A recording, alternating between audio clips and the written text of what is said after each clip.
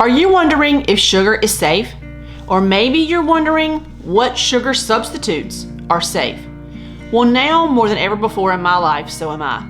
So today we're going to discuss 4 sugar substitutes.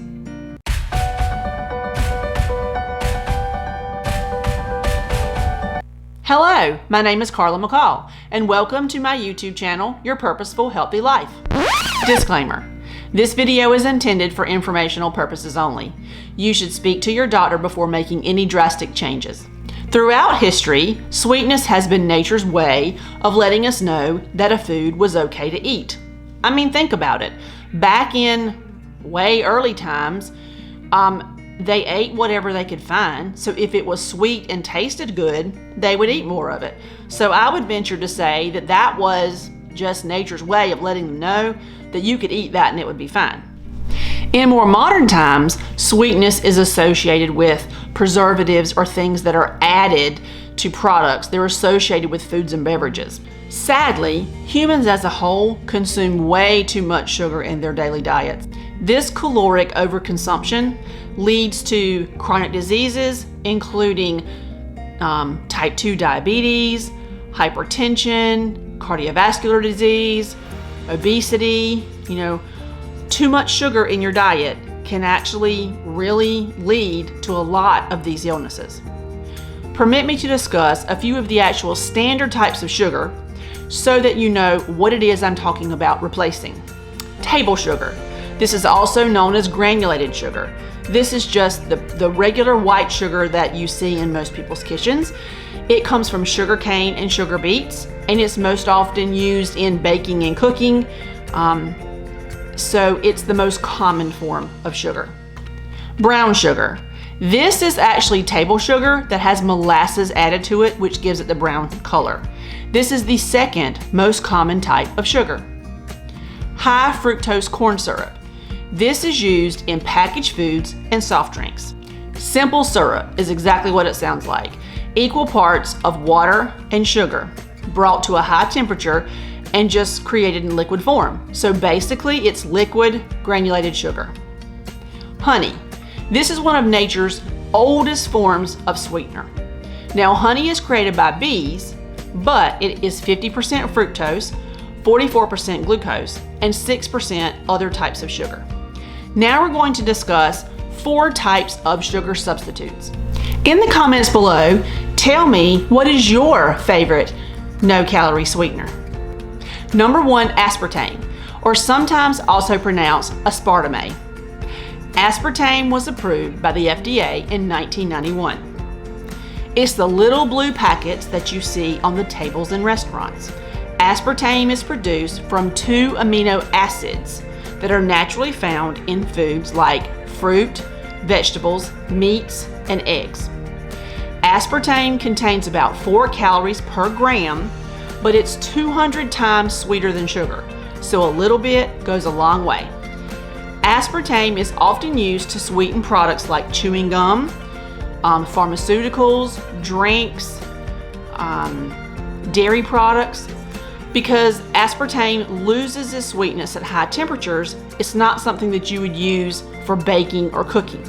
If you're finding value in this video, please click the like button and subscribe so you don't miss any future videos. I would also love for you to leave a comment. All right, number 2, sucralose. Sucralose was approved by the FDA in 1999 and is found in the little yellow packets that you often see in restaurants.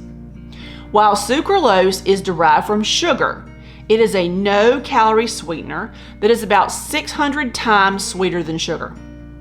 Small amounts of sucralose are often used to sweeten things like chewing gum, drinks, dairy products, canned fruits, syrups, and condiments like ketchup, mustard, mayonnaise, those kinds of things. Sucralose keeps its sweetness at high temperatures, so it can be used in baking and cooking. Number 3, stevia. Now stevia comes in powder and liquid form. Stevia was approved by the FDA and is found in the green or the green and white packets. The stevia plant is native to South America and is used to create stevia sweeteners, which are 200 to 300 times sweeter than sugar. Stevia sweeteners are often used in drinks, dairy products, snacks, sauces, syrups, candies, and condiments. Stevia sweeteners can also be used for baking and cooking because they do retain their sweetness at high temperatures. Now, one little known fact that I've found about stevia is that in some medical studies, it has been found to help expel sodium from the body. Now, stevia comes in liquid and powder form. I have found that the liquid form of stevia seems to work better, and it also has some additional health properties. Number 4 is monk fruit. Monk fruit was approved by the FDA in 2010, and it's found in the orange or the orange and white packets. Now, monk fruit is a little newer, so oftentimes you don't find these packets in restaurants. Monk fruit is a natural sweetener that is derived from the actual monk fruit, or what is also called the swingle fruit, and it is found in southern China. What is now being used for sweetness has been used for centuries in Eastern medicine to help combat colds and also digestive issues. The skin and the seeds are removed from the monk fruit and the juice is extracted. This juice is what creates the monk fruit sweeteners. Moghrosides are the compound that is found in the monk fruit that gives it its sweetness. Moghrosides are also considered to be very powerful antioxidants. Some studies show that moghrosides actually work through other enzymes to reduce inflammation in the body. Monk fruit sweeteners are 150 to 200 times sweeter than sugar. Common name brands for monk fruit sweeteners are Nectris, Pure Low, Pure Fruit, Fruit Sweeteners, and monk fruit in the raw. These sweeteners are often used in condiments, drinks, desserts, dairy products, candies, juices, all sorts of things. Monk fruit can be used in baking and cooking because it does retain its sweetness at high temperatures. If you can't already tell, monk fruit is my no-calorie sugar substitute sweetener of choice.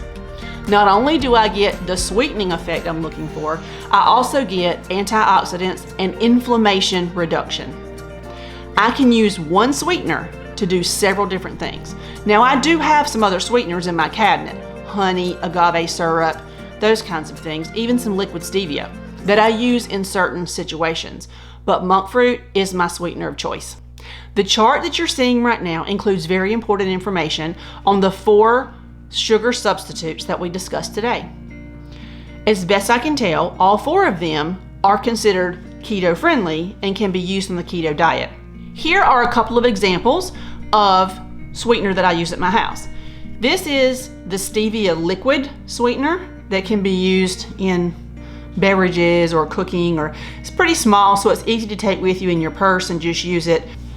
Also, this is the monk fruit extract. This is the regular white one. They also have it in brown to replace brown sugar, and they do have it in liquid, but I don't have it right now. But this is just regular granulated, so it really replaces sugar 1-to-1 really well for baking and coffees and things like that. I hope you found this video helpful, and I look forward to seeing you again real soon. Have a happy, healthy day.